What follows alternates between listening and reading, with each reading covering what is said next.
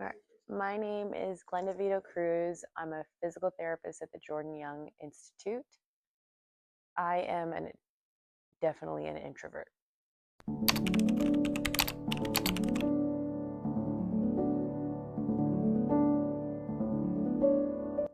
I would describe myself as an introvert because I do better in smaller settings, one-on-one with people. I do better kind of in more controlled environments when it's more smaller settings, one-to-one, which is a lot of what I do in my field clinically as just a regular therapist. As just a regular clinician, we work one-on-one with a patient. So anywhere from 45 minutes to an hour where you just see one therapist with one patient usually. Prior to working at this job, I worked for Bon Secours in motion physical therapy for 20 plus years, and I was a manager for about 13 years. That's where, again, a smaller clinic, I did better because there were only maybe 5 people that worked under me.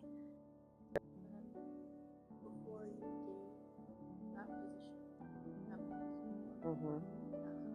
So as a leader, when we would have leadership workshops or when we would have management quarterly meetings where we would have all of the managers from all of the clinics in Hampton Roads come together, and we would do things like problem solve. They would put us into groups, and sometimes that was intimidating for me because you have some managers who are really good at, they'll be the first one to answer the questions, they'll be the first one with solutions to problems, and I wouldn't necessarily be the first person to jump out and give a solution, but which didn't mean I didn't have an answer. I just wasn't the first person to answer the question.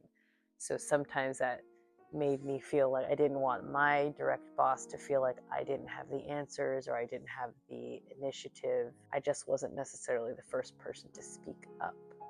And then from a performance aspect, the clinic that I ran, it was better because for me personally, because it was a smaller clinic where I didn't have to manage that many people versus being given the option to manage a bigger clinic with maybe, 20 plus staff. I wanted to manage a smaller clinic, which was less than 10 people, because I felt like I could handle that better.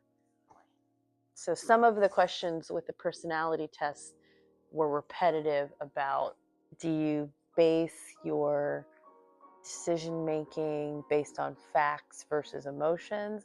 And I think as a leader, you need to be able to do both. There were some leaders who I worked with that were more factual based. So they did really good with analyzing data, reports, and giving solutions, concrete evidence. But then some of those people lacked the personal skills, so they didn't know how to deal with conflict with staff that had nothing to do with productivity, financials, numbers. So you need to be able to do both as a manager. You need to be able to do some of the operational things, but you also need to be able to handle conflict, especially when it comes to employees, whether it be conflict among peers or with an employee, with a patient. If that makes any sense. Mm-hmm.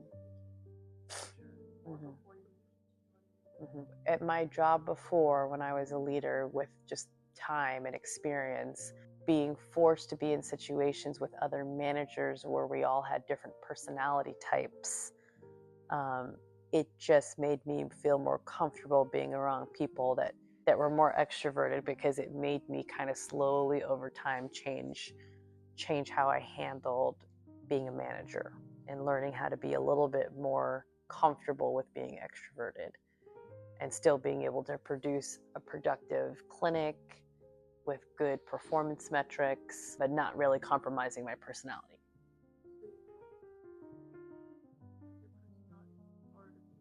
Correct.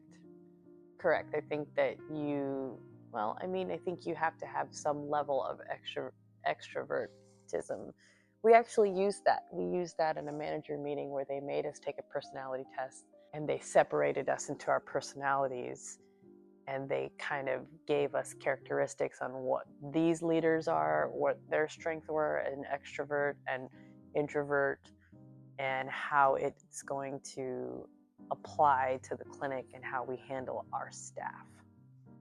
So it's actually very common.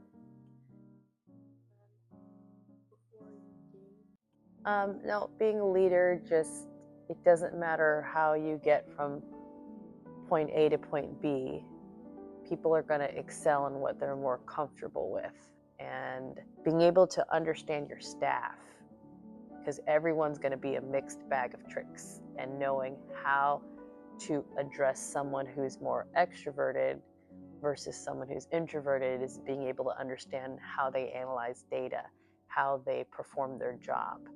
So I think being able to understand different personalities and how it affects their performance is what's going to make you a good leader, because that's how you lead your staff into favorable outcomes.